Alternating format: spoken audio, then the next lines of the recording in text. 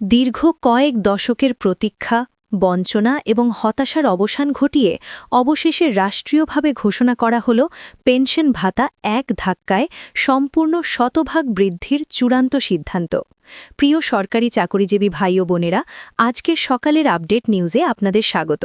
যারা আমাদের চ্যানেলে নতুন তারা এক্ষুনি চ্যানেলটি সাবস্ক্রাইব করুন, আর হ্যাঁ, অবশ্যই কমেন্ট করে জানাবেন আপনারা কে কোন জেলা থেকে আমাদের ভিডিওটি দেখছেন। তবে চলুন কথা না বাড়িয়ে আজকের সর্বশেষ সংবাদটি জেনে নিন। মহামান্য রাষ্ট্রপতি নিজেই এই যুগান্তকারী সিদ্ধান্তের কথা সমগ্র জাতির সামনে অত্যন্ত গুরুত্বের সাথে তুলে ধরেছেন। আগামী ১৬ এপ্রিল থেকেই প্রথম ধাপে এই ঐতিহাসিক সিদ্ধান্ত বাস্তবায়ন শুরু হবে বলে আনুষ্ঠানিকভাবে জানানো হয়েছে। এতে করে লাখ লাখ অবসরপ্রাপ্ত সরকারি কর্মচারী এবং তাদের উপর নির্ভরশীল পরিবারের সদস্যদের জীবনে আসতে যাচ্ছে এক অভাবনীয় এবং ইতিবাচক বড় ধরনের পরিবর্তন। শুধু তাই নয়, দেশের সামগ্রিক সামষ্টিক অর্থনৈতিক ব্যবস্থায় এবং সামাজিক নিরাপত্তার ক্ষেত্রেও এর এক সুদূর প্রসারী প্রভাব পড়বে বলে জোরালো ধারণা করা হচ্ছে। রাষ্ট্রপতির ভবনে অনুষ্ঠিত আজকের এই বৈঠকটি ছিল অত্যন্ত তাৎপর্যপূর্ণ এবং এটি বেশ দীর্ঘ সময় ধরে চলে। রাষ্ট্রপতি এবং প্রধানমন্ত্রী তারেক রহমানের মধ্যে দেশের বর্তমান অর্থনৈতিক পরিস্থিতি, প্রবীণ নাগরিকদের জীবনযাত্রা এবং রাষ্ট্রের সামাজিক নিরাপত্তা বেষ্টনী নিয়ে অত্যন্ত গভীর এবং বিস্তারিত আলোচনা হয়। এই উচ্চ পর্যায়ের বৈঠকে বিশেষ করে অবসরপ্রাপ্ত প্রবীণ নাগরিকদের সীমাহীন কষ্ট এবং দৈনন্দিন জীবনযাত্রার ক্রমবর্ধমান ব্যয়বৃদ্ধির বিষয়টিকে সর্বোচ্চ মানবিক গুরুত্ব দেওয়া হয়। আমরা জানি, দীর্ঘদিন ধরেই দেশের বিভিন্ন পেনশন কল্যাণ সংগঠন এবং সুশীল সমাজের প্রতিনিধিরা পেনশন বৃদ্ধির জন্য সরকারের কাছে জোর দাবি জানিয়ে আসছিলেন। তাদের সেই যৌক্তিক দাবির প্রেক্ষিতে এবং বর্তমান বৈশ্বিক মূল্যস্ফীতির বাস্তবতাকে সামনে রেখেই সরকার এই সাহসী সিদ্ধান্ত গ্রহণ করেছে বলে ধারণা করা হচ্ছে। সরকারের এই সময়োপযোগী এবং যুগান্তকারী উদ্যোগকে অত্যন্ত ইতিবাচকভাবে দেখছেন দেশের শীর্ষস্থানীয় অর্থনীতিবিদ এবং রাজনৈতিক বিশ্লেষকেরা। মহামান্য রাষ্ট্রপতি তার আবেগঘন বক্তব্যে অত্যন্ত স্পষ্টভাবে বলেন, দেশের যে সকল সূর্য সন্তানরা তাদের জীবনের সোনালী সময়গুলো রাষ্ট্রের সেবায় এবং দেশ গঠনের কাজে দীর্ঘ সময় ধরে ব্যয় করেছেন, তাদের শেষ বয়সে সম্মান ও সার্বিক নিরাপত্তা নিশ্চিত করা রাষ্ট্রের সবচেয়ে বড় এবং পবিত্র দায়িত্ব। তিনি তার বক্তব্যে আরও বলেন, বর্তমান বাজার পরিস্থিতি এবং নিত্য প্রয়োজনীয় জিনিসপত্রের লাগামহীন ঊর্ধ্বগতির কারণে আগের যে পেনশন কাঠামো ছিল তা দিয়ে প্রবীণদের সম্মানজনক জীবনযাপন করা কোনোভাবেই যথেষ্ট ছিল না। তাই তাদের দুর্দশা লাঘব করতে নতুন করে এই পেনশন শতভাগ বাড়ানোর চূড়ান্ত সিদ্ধান্ত নেওয়া হয়েছে। প্রথম ধাপে এই ভাতা শতভাগ বৃদ্ধি করা হলেও পরবর্তীতে দেশের অর্থনৈতিক সক্ষমতা বাড়ার সাথে সাথে তাদের জন্য আরও কিছু বিশেষ সুযোগ সুবিধা, যেমন বিনামূল্যে উন্নত চিকিৎসা সুবিধা এবং বিশেষ যাতায়াত ভাতা যুক্ত করা হতে পারে বলেও তিনি তার বক্তব্যে জোরালো ইঙ্গিত দিয়েছেন। এতে করে প্রবীণ নাগরিকদের জীবনযাত্রা আরও অনেক বেশি সহজ এবং স্বাচ্ছন্দ্যময় হবে বলে আশা করা যাচ্ছে। অন্যদিকে প্রধানমন্ত্রী তারেক রহমানও এই যুগান্তকারী সিদ্ধান্তকে সময়ের সবচেয়ে সাহসী এবং যুগোপযোগী পদক্ষেপ বলে উল্লেখ করেছেন। তিনি অত্যন্ত দৃঢ়তার সাথে বলেন, দেশের আজকের এই সার্বিক উন্নয়নের পেছনে যারা নিরলসভাবে দিনরাত কাজ করেছেন, তাদের সেই অসামান্য অবদান রাষ্ট্র কখনো ভোলা যাবে না। তাই শেষ বয়সে তাদের জন্য একটি সম্পূর্ণ সম্মানজনক এবং নির্ভর জীবন নিশ্চিত করা বর্তমান সরকারের অন্যতম প্রধান অঙ্গীকার। প্রধানমন্ত্রী দেশবাসীকে আরও আশ্বস্ত করে জানান, এই ঐতিহাসিক সিদ্ধান্ত বাস্তবায়নে আমলাতান্ত্রিক বা অন্য কোনো ধরনের জটিলতা রাখা হবে না।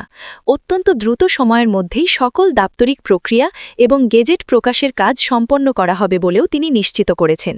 এই বিপুল পরিমাণ অর্থায়নের জন্য প্রয়োজনে আগামী বাজেটে বিশেষ থোক বরাদ্দ হিসেবে অতিরিক্ত অর্থ দেওয়া হবে বলেও তিনি নিশ্চিত করেছেন।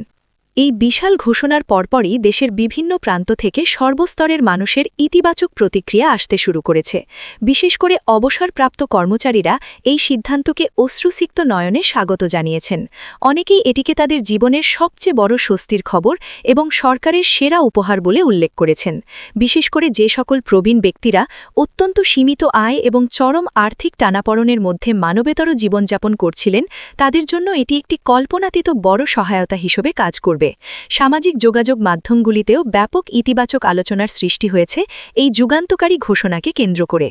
অর্থনীতিবিদরা গভীরভাবে বিশ্লেষণ করে বলছেন, এই সিদ্ধান্ত দেশের অর্থনীতিতে এক নতুন এবং শক্তিশালী গতি আনতে পারে।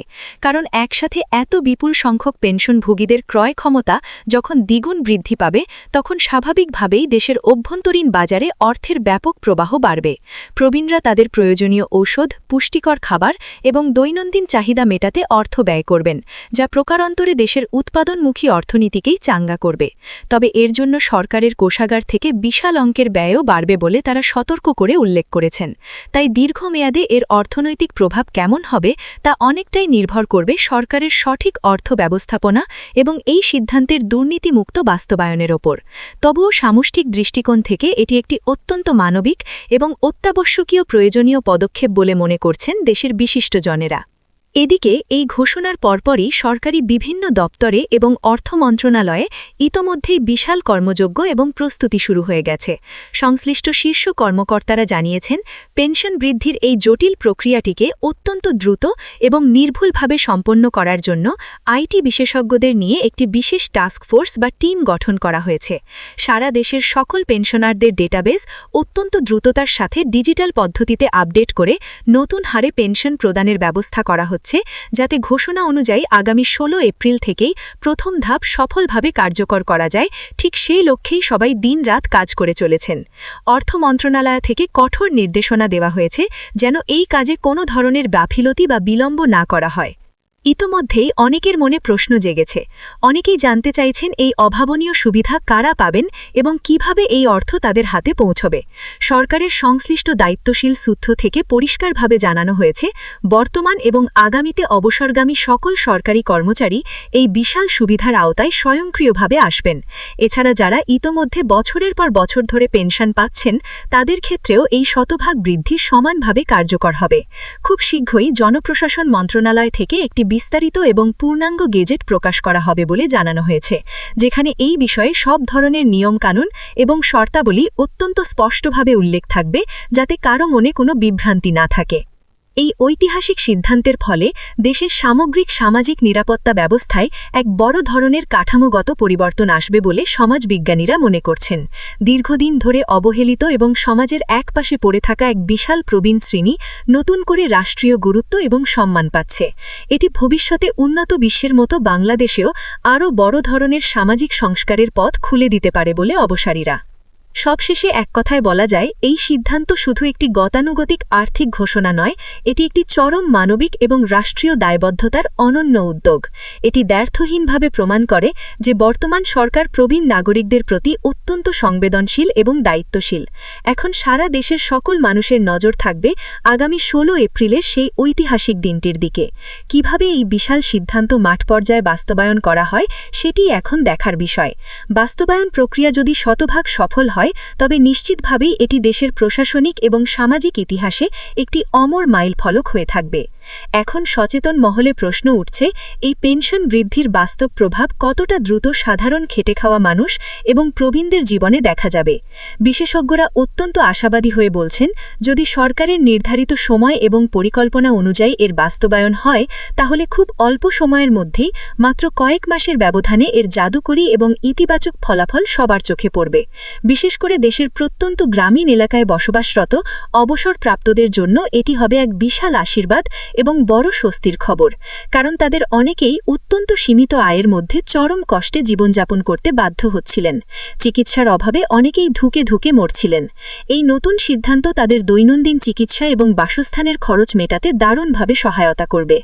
একই সঙ্গে এই প্রবীণদের পরিবারগুলির ওপর যে মানসিক এবং আর্থিক চাপ ছিল, তাও অনেকটা কমে আসবে বলে জোরালোভাবে মনে করা হচ্ছে।